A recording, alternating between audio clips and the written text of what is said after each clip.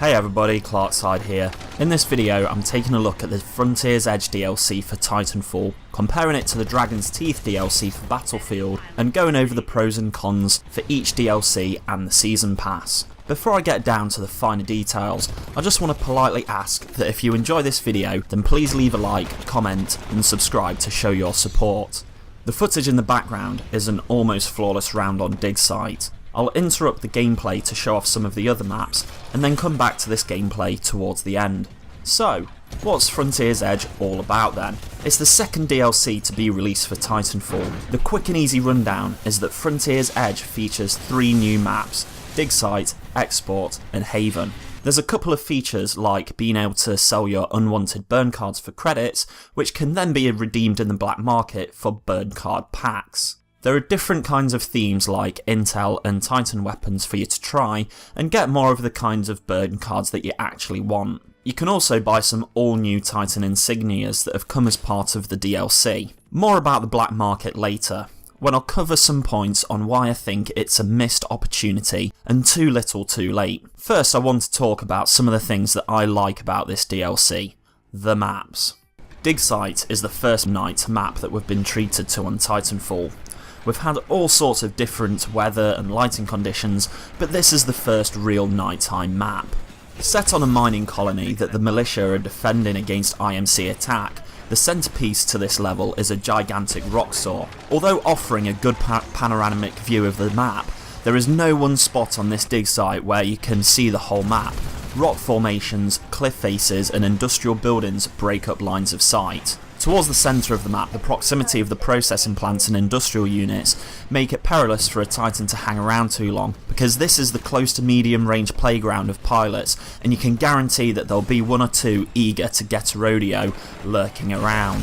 Wherever you can find open ground for Titans to dominate, you'll need to be on point with your aiming, because the subtle variations in elevation will cause your crosshair to go off target if you are the nimble kind of pilot that likes to dash about and strafe in your Titan. Next we have Export, which is set in the nearby militia settlement that serves as an exporting hub. Respawn described this map as built on the side of a mountain that recalls the Gold Rush boomtowns from centuries earlier, overshadowed by a massive armature that controls an offshore lock system for marine transport. Export caters to close quarter, house-to-house combat for ground troops.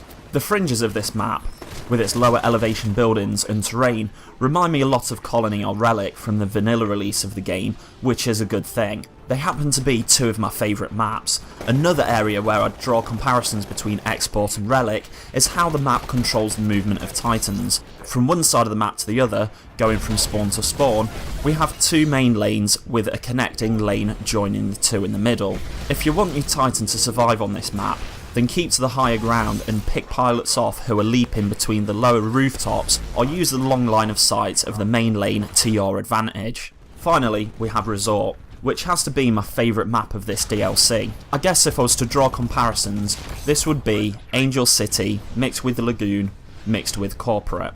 What I like about this map is that it's the most Titan friendly without letting Titans lock down the map completely. Even though it does have its choke point, elsewhere there's a lot more open ground for Titans to move about freely. Mainly the shoreline, which gives you an incredible panoramic view of the level and the surrounding out of bounds scenery. The high-rise building towards the centre of the map has a big enough doorway that Titans can fit through. Without this, I think the map would have a very different flow. Elsewhere, there are hideaways that pilots can escape to should the map become too overrun with Titans, and the main high-rise building in the centre of the map offers a lot of surface area for the avid wall runner to leap and parkour their way through the level at speed. So that just about covers the good aspects of Frontier's Edge. Overall, I'm really happy with the map designs. I think Respawn are really finding their groove with how to make a map work for both pilots and Titans now.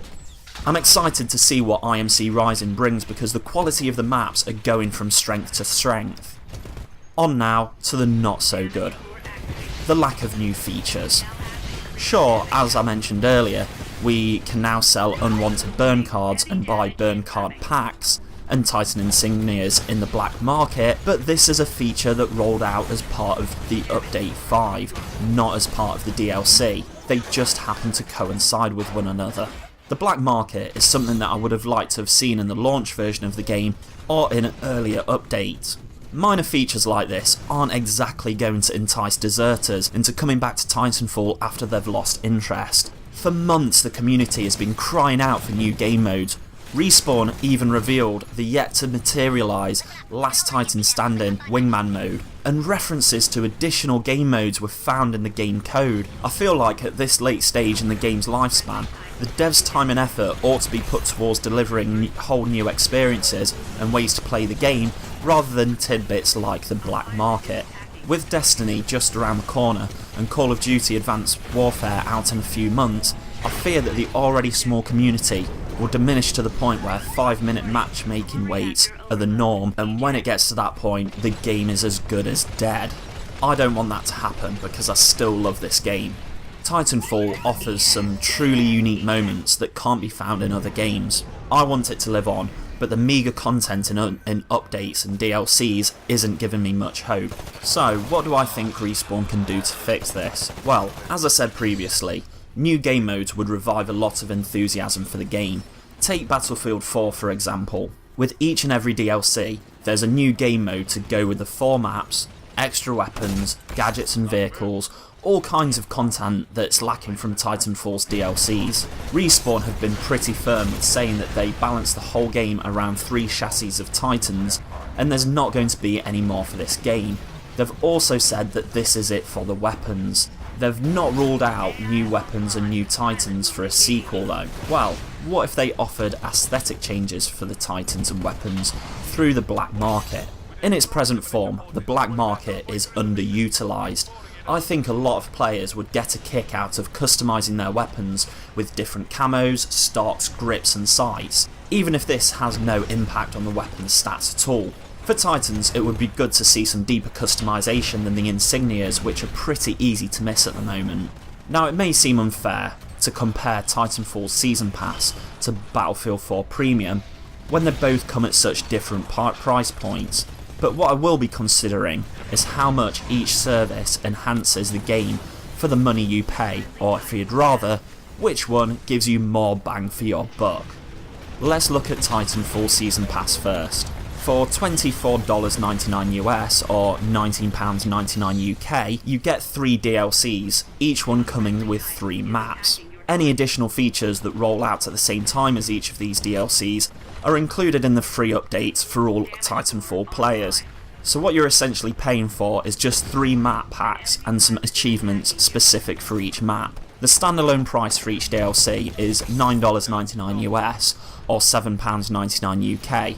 So by getting the Season Pass, you save about $5 or £4. Titanfall at release started off with 15 multiplayer maps, and with the Season Pass expands that number to 24 once IMC Rising is released. Battlefield 4 Premium comes in at a heftier price tag of $50 US or £40 UK, which is almost the full price of the game again. However, what we get for this is 5 DLCs, each one containing 4 new maps and a new game mode. There is also a variety of new weapons, gadgets and vehicles spread throughout the DLCs. New game modes like Carrier Assault and Chainlink, which are covered in part 1 of these videos, offer up new ways to play Battlefield or add a twist to game modes we're already familiar with. It's undeniable that Battlefield 4 got off to a rocky start, but DICE have done an incredible job of turning this game around.